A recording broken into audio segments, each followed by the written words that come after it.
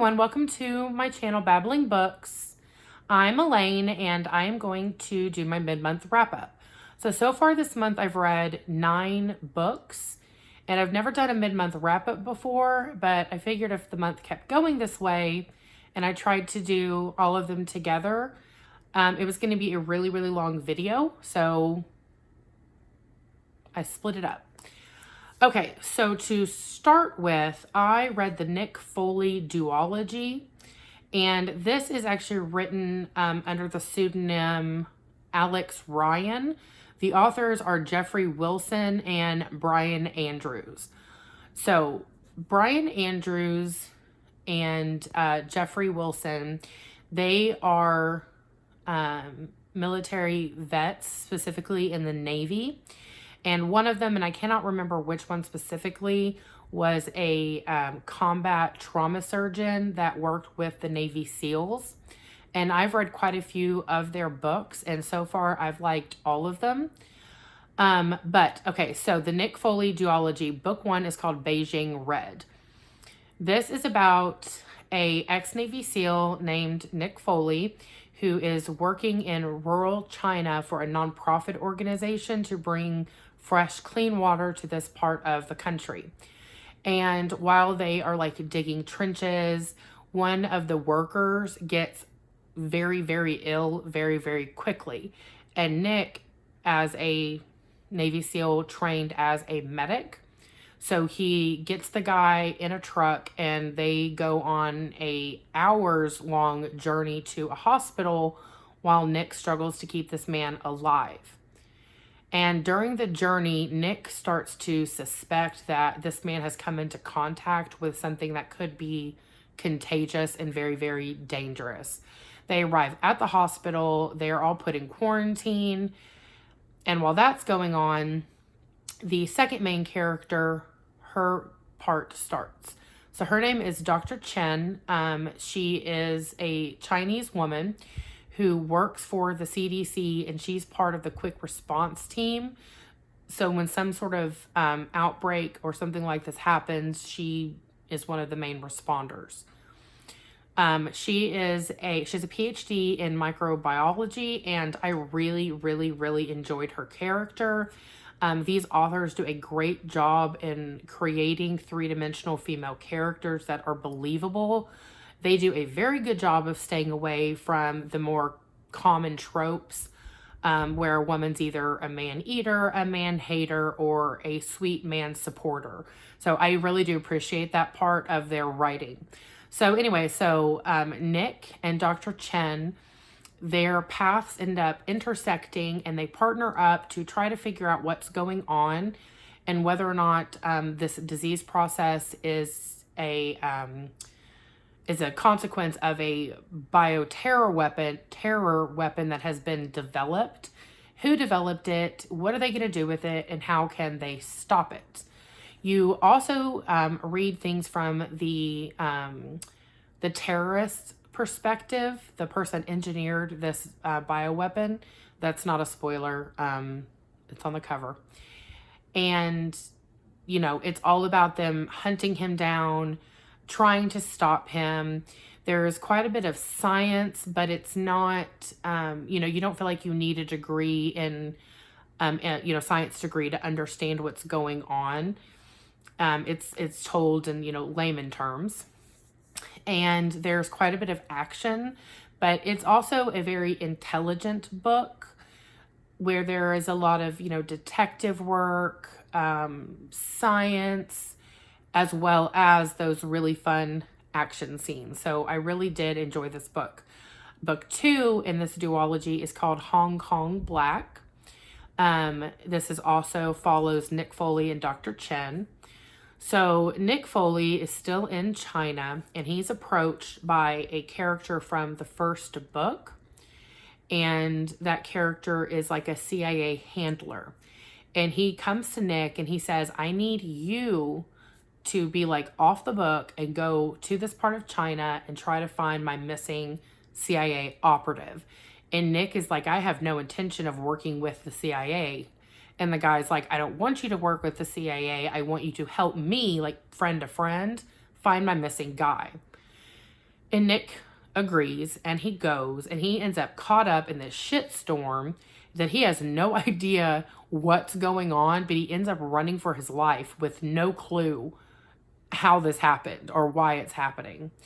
So while that's going on, Dr. Chen has been called to a beach in China where these bodies are just washing up just by the handful, just one right after the other. I want to say by the time Dr. Chen shows up, there's like 30 some odd bodies. They're all horribly mutilated, and you don't know if it's due to being beat up by the ocean, whether it's due to torture, or if these these bodies have, deteriorated due to some sort of a disease process. And once again, Dr. Chen and Nick, their paths intersect. They partner up to try to unravel what's going on and what do these bodies on the beach have to do with this missing CIA operative, or, are the two unrelated? So I really did enjoy this one as well. I like the first book, Beijing Red, better, but this one was still pretty good. I really wish the authors would write a third one, but it doesn't look like they intend to. They have a whole bunch of other series going on right now. But I did enjoy both of these, and I do recommend them. And then after that, I read Termination Orders by Leo Maloney. This is the Dan Morgan series. I only read book 1. And this is about a man who has retired from the CIA. He left the CIA and it was not on good terms. He's married. He has a teenage daughter. Excuse me, I'm sorry. One of the more interesting aspects of this book is the wife knows what her husband used to do, but the teenage daughter has no clue at all. And she's a very, I think her father describes her as like a beatnik. She's very, she's a vegan, a peace protester, and just, the two of them could not be more opposites when it comes to politics. Now, they still have a very good relationship, but that obviously will add some tension. But anyway, so Dan's been retired for quite a while, and his CIA handler shows up at his house one day with no warning and says, "Your old partner is dead. He sent us this message. It's addressed to you, and none of us can read it. I need you to come in." And Dan's like, "You can go to hell. I'm not helping you guys at all." And eventually he does go in, he does read the message, and then he goes off on his own to discover what happened to his old partner, and if he can basically do the same things he did as an operator, but without the CIA's assistance.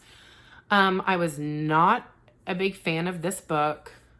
This author, it could be due to when the book was published. It is an older book, and it didn't really age well.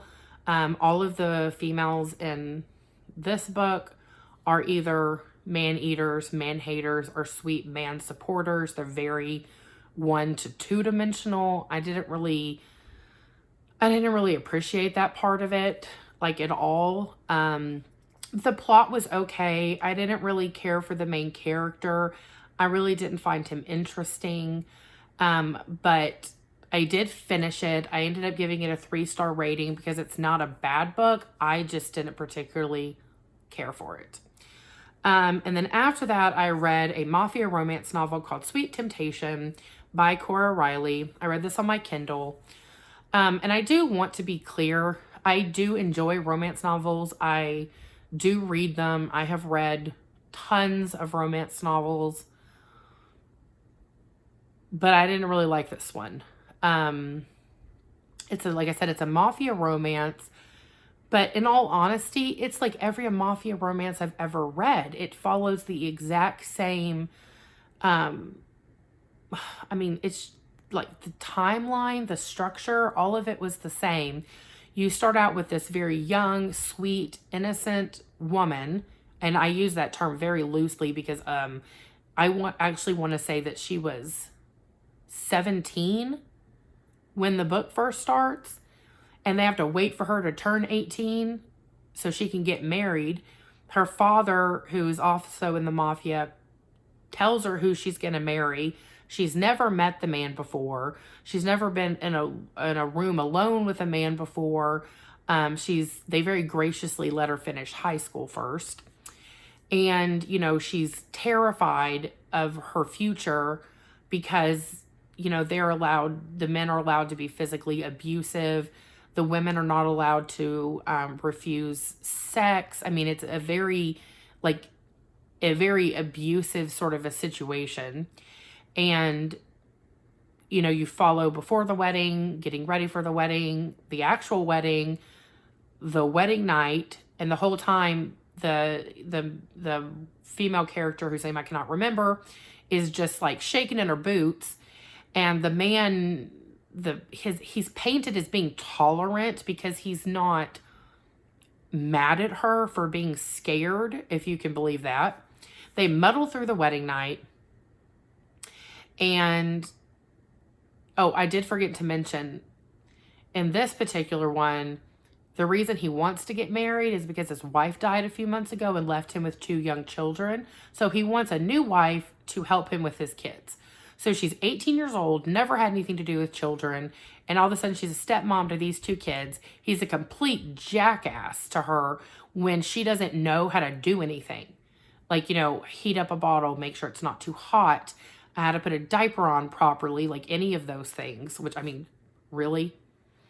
So there was a lack of logic and intelligence that moved this plot forward, which I have an issue with because that didn't make sense. Anyway, despite all of this, they end up falling in love. And at the end of the day, this is the kind of a book where after a few weeks pass, it's going to blend into all the other non-memorable romances that I've read before. I think that there are better options out there, much better options. But this was like a 2-hour read. It was really, really quick. The writing was not terrible. She's skillful, or at least the editor is skillful, one of the two, or both. So it wasn't terrible, but it just wasn't memorable. And there were a lot of illogical things happening that I have a very hard time overlooking. And then after that, I read The Terminal List by Jack Carr. This is book 1 of the Terminal List series. So interestingly, Jack Carr is an ex-Navy SEAL. And at the beginning of every book, he tells you that anytime somebody, or Navy SEAL, for example, someone with a security clearance, intends to publish something, they're required to send it to the DOD for redaction, which plays a much larger part in book 2, so we'll get to that in a minute. But anyway, The Terminal List. So you have James Reese is the main character. He is a team leader for a SEAL team.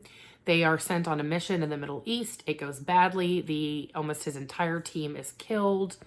This is not a spoiler. It's on the cover. And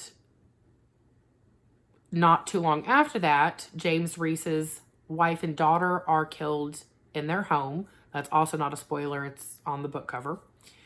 And James Reese embarks on a personal vendetta mission to kill every single person responsible for the death of his team members and his wife and child.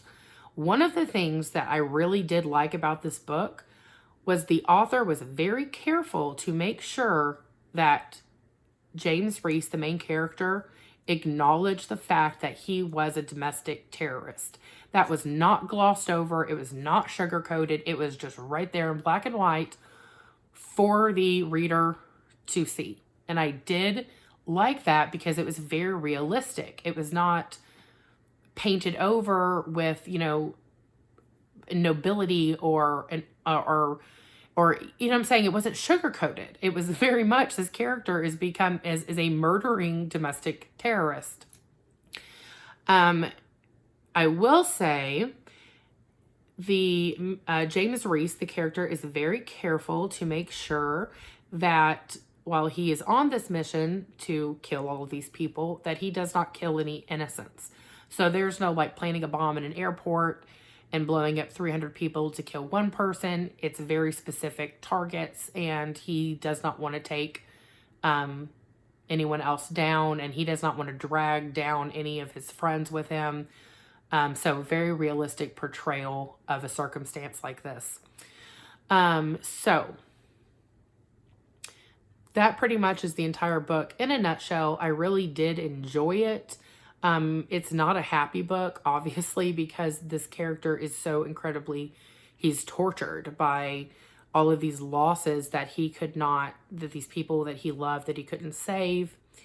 And it's violent, and it's got anger and things like that in it. It reminds me a lot of David Morrell's book, First Blood, which if you haven't read, I highly recommend. It's in my top 10 books for life. But anyway, so that was The Terminal List by Jack Carr. And then I read book 2, and it's called True Believer. I didn't like this one as much. So James Reese at this point is no longer in the United States. He is wanted for domestic terrorism. He is on like the top 10 most wanted list, and he's a man running for his life.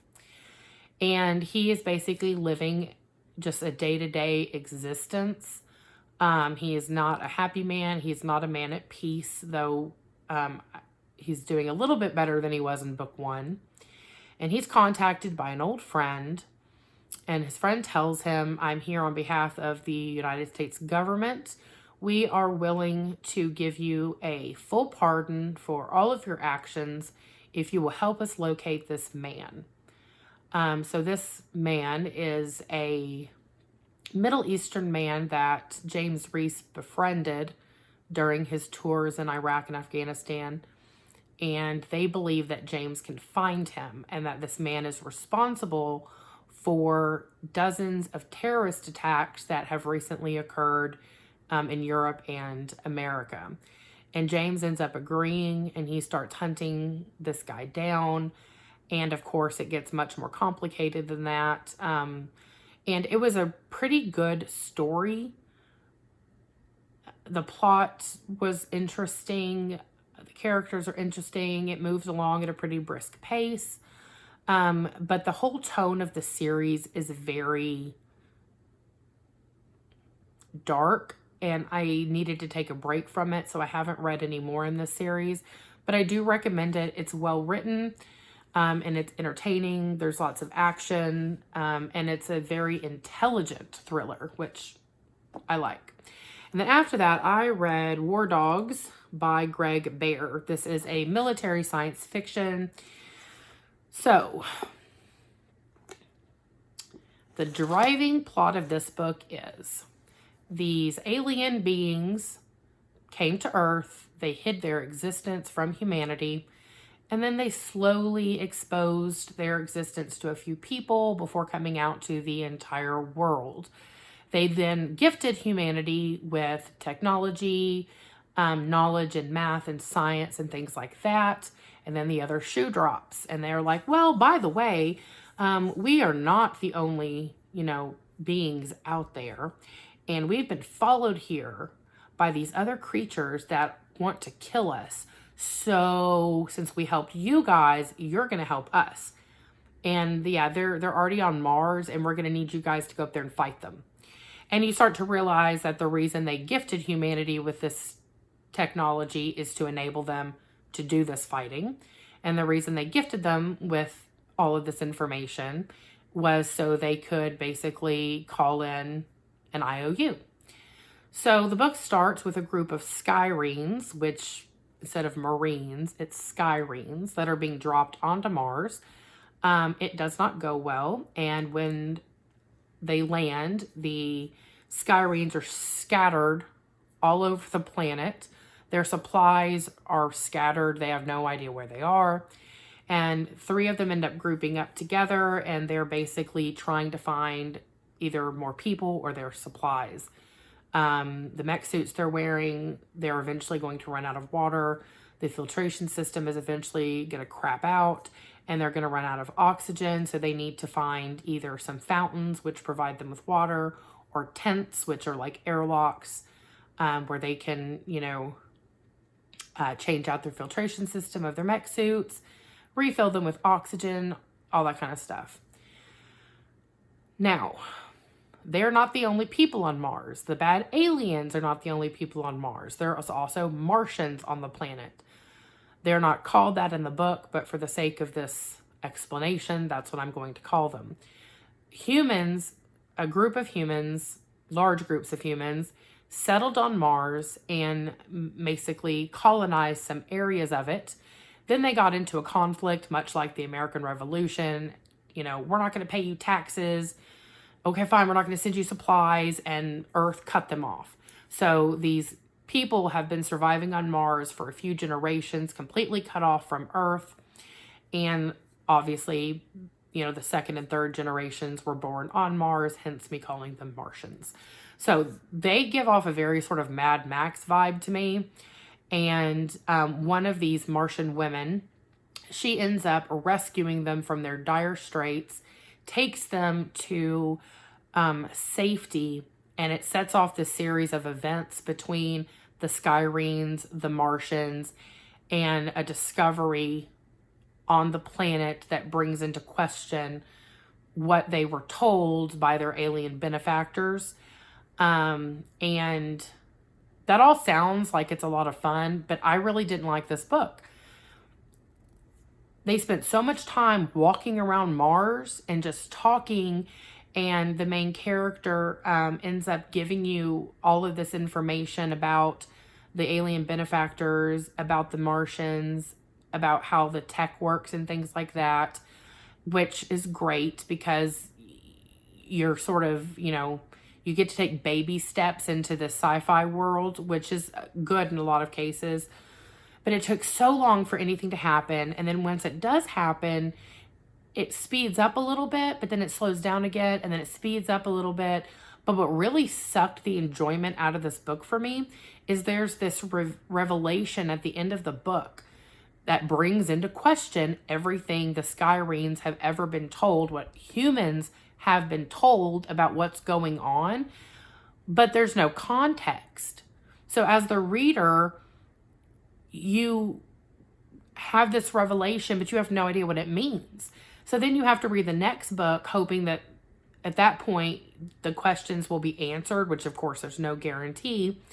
But I didn't like that. I mean, I didn't need to know everything in the first book, but one or two things would have been nice. So I have no interest in reading the next book because the first book just felt like a setup for book two. And I didn't like that. I don't really think that that's good writing. I think that you can make a very interesting first book that also sets you up for books later on in the series. A book doesn't have to suffer because it's helping set up for later books, but this one did. So therefore, I'm not reading any more in that series. And the last book that I finished is Orphan X by Greg Hurwitz. So this is book one in the Orphan X series, and it's about a man named Evan, and you find out that he was taken as a young child, and he was trained to be a black ops assassin for the government. And when I say black ops, I mean like 0.0001% of the government is aware of his existence or the existence of this orphan program. So when the book starts, Evan is not working for the government. He is actually gone. I mean, you could say he's gone rogue. He's left the program. He has nothing to do with the government, and they don't know where he's at. But what he does is that he helps a person and then gives that person his phone number and says, find one person and only one person who really needs my help and give this number to them. And when that person calls, he goes and helps them. And so it sparked this story about the nowhere man. If you call him, he'll help you. And he won't ask you for anything. He'll just help you. So that part was really unique, and I thought that was really cool. And you also get to meet all of the neighbors in this skyrise apartment building where Evan lives, which I thought was really interesting. It added a realistic, normal element to such a, you know, fantastic story. So you'll have like one of the neighbors, he's been taking like martial arts classes for 2 years, and he keeps telling Evan, like, you need to get out, get out of the apartment, away from the front of your computer and do something physical. And the whole time you're just like, shut up. He could break your neck with one finger. And then like there's like a single mom with a little boy and a little old lady who no one ever visits her. So there was just this this day-to-day element to it that I really, really did enjoy, because, you know, they don't know who he is. They think he's just this like kind of geeky computer guy. And when reality, he's one of the most dangerous people in the world. So anyway, so eventually Orphan X, his past starts to catch up with him. And, you know, he's trying to figure out who he can trust, how this happened, how did they find him, and different things like that. So really, really good. I ordered book 2 and 3 in the series. I'm looking forward to them. I highly recommend that you give this a try if this sounds like something that you would like, because it's really good. It's my favorite book so far this month, and I'm hoping that trend will continue. I'm currently reading Pandoras Star by Peter Hamilton. This is book 1 in the Commonwealth saga. I've read one book by Peter F. Hamilton, The Great North Road, and I did enjoy it, so I got some more of his books. This will be the second one that I've tried, and I'm not very far into it, but I think I'm going to enjoy it based off what I've already read. I am working on finishing the history of modern-day Saudi Arabia. I can only read it in the car while I'm waiting for my kids to get out of school, because it's the only time where I can have uninterrupted quiet time for an extended period. Because between 3 kids and a dog and a cat, it's like mayhem around here a lot. And I'm still on the hunt for an audiobook. I've started a couple. I find my mind wandering. I'm not sure if it's me or if it's the book. So I haven't settled on one yet. Any recommendations would be very welcome. And that's it. So hopefully, you know, in the next couple of weeks, I can read a few more books and finish my wrap up. And that's it. So I hope you guys are having a wonderful day. Somebody's at my door. If you hear the dog barking. So bye for now.